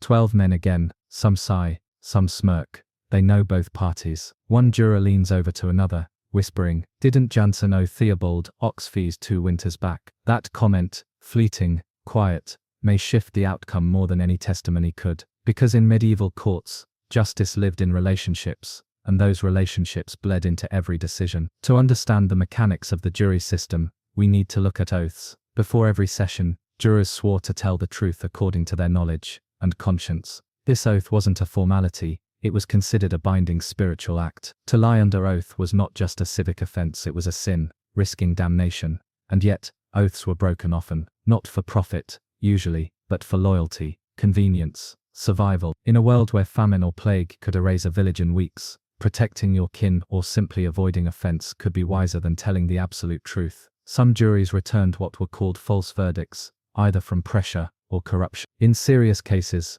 particularly those involving royal interests, the court could launch a writ of attainder, summoning a second jury of 24 men to review the actions of the first. If the original jurors were found to have lied or erred, they themselves could be heavily fined, imprisoned, or even branded. But this rarely happened, because false verdicts were hard to prove, and even harder to challenge without provoking communal unrest. Consider the case of Mildred, a brewer's wife accused of selling watered-down ale and lying about its measure. The jury acquits her, not because she's innocent.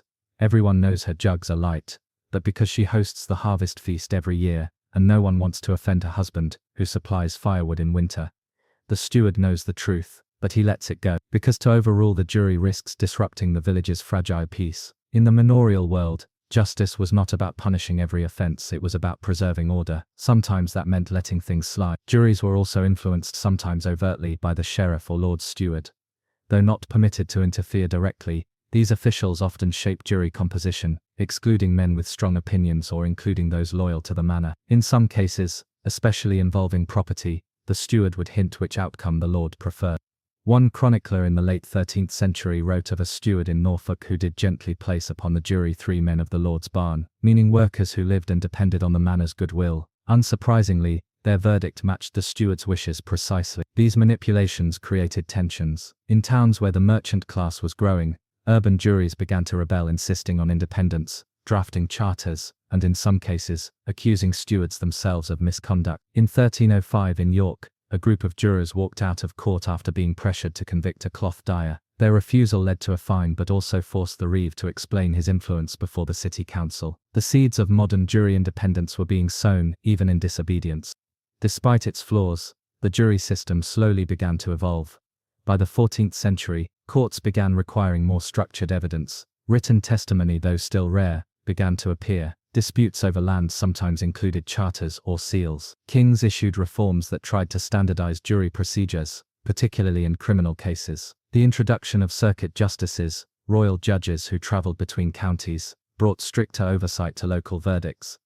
In time, the idea of jury impartiality grew. The concept of 12 strangers judging only the facts did not arrive fully formed, but it was gradually constructed, like a cathedral, stone by social stone. By the Tudor period, the ideal of the unbiased jury was a central pillar of English law, even if practice still lagged behind the principle. Still, in medieval courts, partiality was the norm, not the exception. Everyone knew everyone. You bought your bread from the man who might judge you next week. You worked beside the father of your accuser. You shared a pew with the brother of the reeve. There was no hiding from social memory. This could be cruel, but it also created a kind of communal accountability. If you lied as a juror, people remembered. If you voted unfairly, your neighbors whispered. In a world without anonymity, justice was tangled with reputation, and verdicts were both legal acts and social calculations. Back in the hall, the case of Theobald and Jansen is concluded. The jurors rule in favor of Jansen. Barely. The tree remains his, but Theobald must be allowed to collect windfall fruit. The steward notes the judgment. Both cousins nod stiffly, then turn away. No one claps.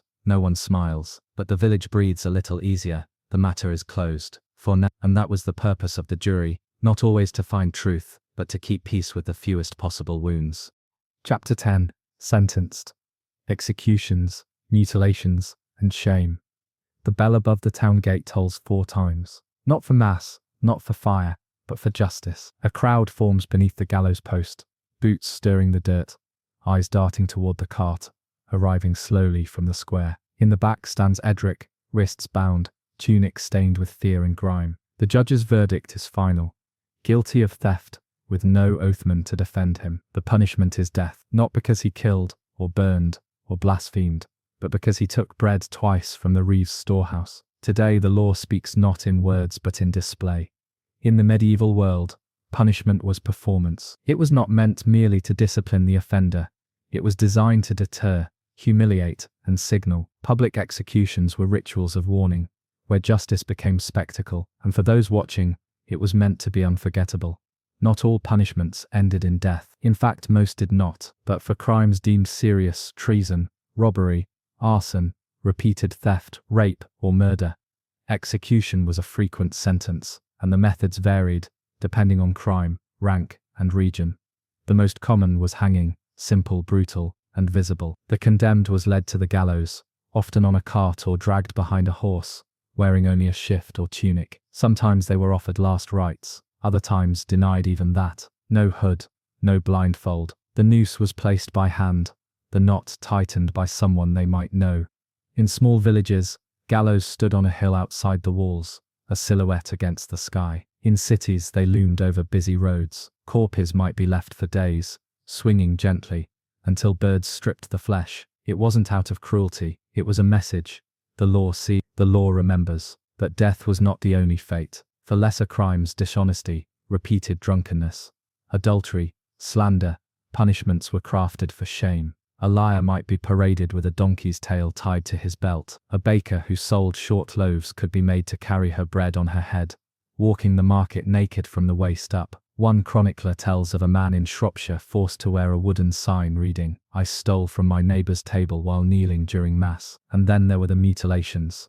Grim, irreversible, reserved for repeat offenders or symbolic crimes. Thieves could have a hand cut off, poachers might lose an ear, blasphemers could be branded on the face or have their tongues pierced. Forgers were sometimes blinded, a cruel metaphor for seeing what should not be seen. These sentences were often carried out in front of crowds, usually in the market square, with the town crier reading the crime aloud. The instruments were crude but effective: hot irons, knives, axes, and clamps. The punished were sometimes forced to walk past their own neighbours, marked forever by the law. Let's consider Gilda, a laundress accused of adultery with a visiting friar. She's convicted in the manorial court, not by witnesses, but by rumour and jealousy. The steward, wanting to make an example, orders her to wear a heavy iron collar for 3 days, chained in the square from sunrise to sundown. She weeps, some laugh, others look away. The friar meanwhile has vanished, but his name is never mentioned again, only hers, because in punishment memory is gendered,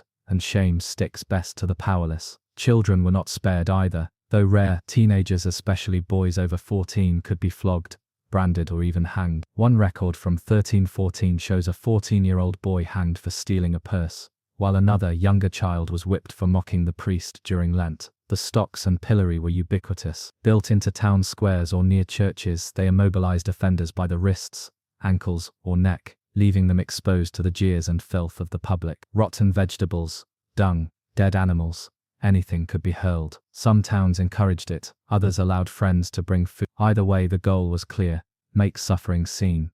But not all punishments were physical. The church administered spiritual sentences: fasting, penance, pilgrimages, or exclusion from sacraments. These weren't soft options. To be publicly banned from the Eucharist, or ordered to crawl the nave of the cathedral on your knees, was a devastating social blow. Some punishments mixed sacred and civic. A man who cursed during a procession might be sentenced to carry a candle twice his size during the next feast, walking barefoot and weeping through the streets. There was also banishment, often for strangers, debtors, or political agitators. The punished were driven from the village and told never to return. If they did, they risked hanging. For many, exile was a slow death, loss of community, livelihood, and protection. And let's not forget branding. A hot iron pressed into the skin on the hand, cheek, or shoulder marked you forever. Some were literal: T for thief, F for felon. Others were just symbols. The pain lasted minutes. The consequences, a lifetime.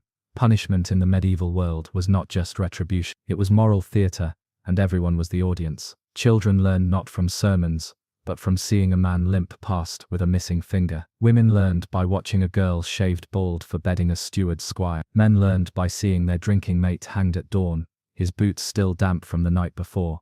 The goal was never merely to punish the guilty. The goal was to terrify the innocent. The town crier's voice cracks in the morning chill. Let it be known, he bellows, that justice will be served this day under God and the king's peace. The townspeople shuffle into the square. They bring bread, children, flasks of weak ale. It's not a market day, but the crowd is bigger than usual. There's going to be a hanging, and public death is part of public life. The condemned is Lothar, a mason, accused of killing a merchant in a drunken scuffle. He claimed it was an accident, but the merchant's body was found face down in a trough, skull cracked. The jury of neighbors declared him guilty. Now, with a noose waiting and the gallows prepared, Lothar's sentence must be carried out, not behind closed walls but in full view of the community. Execution in the medieval world was not just the state ending a life, it was a ritual of power, carefully choreographed to reinforce the hierarchy of the world. Every step, the walk to the scaffold, the reading of the sentence, the prayers, the silence was designed to remind the public who ruled, what justice meant, and what awaited those who stepped out of line. Some executions were fast, others were slow by design. Hanging, the most common method, was often carried out without a proper drop, meaning the condemned didn't die instantly from a snapped neck. Instead, they choked, struggling for air, kicking and twisting for several minutes. The executioner might pull their legs to hasten death, or stand back and let the crowd watch every spasm. Executioners themselves were both feared and needed. In many towns, no one wanted the job. Those who took it often lived on the outskirts, avoided at church, but paid well. They were required not only to kill but to clean the scaffold, prepare the ropes, and sometimes mutilate the corpse afterward, cutting down heads, dismembering traitors, or burning heretics to ash. In some regions, executioners wore hoods or black caps to conceal identity. But in small towns, everyone knew who they were. The paradox: the man who delivered justice was also considered unclean. His touch could pollute a well, his children avoided by others, and yet, without him, the law could not function. For crimes against the state, treason, rebellion, assassination, the executions were amplified to horror. A traitor might be hanged, drawn and quartered, first dragged behind a horse, then hanged until near death, then disemboweled, beheaded and chopped into pieces. Each part was salted and displayed at city gates. Burning at the stake, used for heresy or sorcery, was slow and public. Sometimes the fire was built green and low, prolonging the agony. Witnesses described the smell, the cries, the moment the skin split and the eyes melted. It wasn't punishment, it was cleansing. Fire as divine judgment. Even when the execution was simple, the process around it was never casual. The condemned might be led from a dungeon by candlelight, singing psalms. They might be offered a final confession, or be denied it to add further shame. Their belongings were often forfeited to the crown, leaving their families destitute. And the crowd, always the crowd. Children sat on shoulders, merchants sold sweetbread, monks prayed aloud, some watched in silence, others cheered. The mood depended on the crime. A thief might draw laughs, a murderer, quiet awe, a nobleman sentenced for rebellion. That was rare and dangerous. Sometimes crowds wept for them, sometimes they rioted.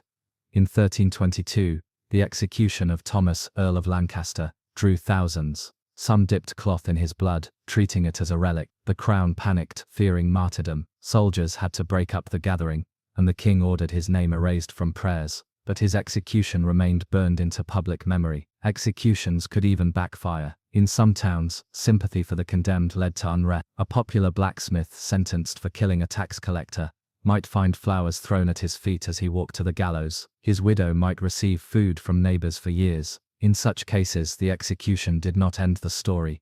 It planted seeds of resistance. This is why authorities often choreographed punishment carefully. They chose when, where, and how a man would die based on how it would land with the public. Some hangings were done at dawn to avoid crowds. Others were staged on feast days when the largest audience could be assured. Shame punishments served similar ends. A woman convicted of scolding too loudly might be locked in the scold's bridle, an iron muzzle fitted over the head with a tongue-pressing plate. She'd be paraded in the streets, mocked, then released. A baker caught cheating weights might be tied to his own shop sign and beaten with a sack of flour. Even architecture became part of sentencing. Some towns had permanent pillories and whipping posts, inscribed with Bible verses. Others had a justice stair, stone steps from which declarations were read, and where convicted men would kneel to receive public rebuke. But perhaps the most psychologically cruel punishments were the ones that lingered. Branding. The mark of shame worn not on the skin, but in the eyes of your neighbors. You might live, but you would never again belong. Back in the square, Lothar's legs twitch in the noose. The executioner waits. The crowd is still. A woman turns away, clutching her daughter's hand. A boy stares wide-eyed, absorbing what justice looks like. When the body is cut down, it lands with a soft thud, barely a sound, yet enough to echo for days. Justice has been served, the crier said. But for those who watched and remembered, the question still hangs heavier than the body. Was it really? The rain-slicked cobblestones reflected the dim glow of gas lamps, each puddle a mirror to the changing times. In the distance, a saxophone wailed its lonely song, echoing through alleyways, where Victorian propriety was slowly giving way to modern sensibilities. So now, as the last candle gutters in the courthouse chapel, and the echo of verdicts fades into soft, unreadable silence, we leave behind the narrow stone corridors of the medieval legal world. What we saw wasn't justice as we know it, but order enforced by memory, fear, and belief. Courts weren't temples of fairness. They were crucibles of community survival, where power was enforced not through law books, but through shame, ritual, and the ever-present eyes of neighbors. Every sentence echoed louder than it sounded. A child whipped, a woman branded, a man hanged for stealing grain. These weren't just punishments. They were warnings carved into the rhythm of medieval life. In a world without police, prisons, or privacy, court was everywhere, and everyone was both witness and warden. And yet, within that darkness, there were threads of change. Juries evolved, evidence crept in, kings feared the crowd more than the thief. And by watching how they judged, we understand more about how far we've come and how far we've still to go. So as you close your eyes tonight, let the echo of iron keys and murmured verdicts drift gently away. Justice in the Middle Ages may not have been blind, but it always remembered, and in the end, sleep may be the kindest judgment of all. You've been listening to the Drowsy Historian. Good night, and may the past be ever quiet.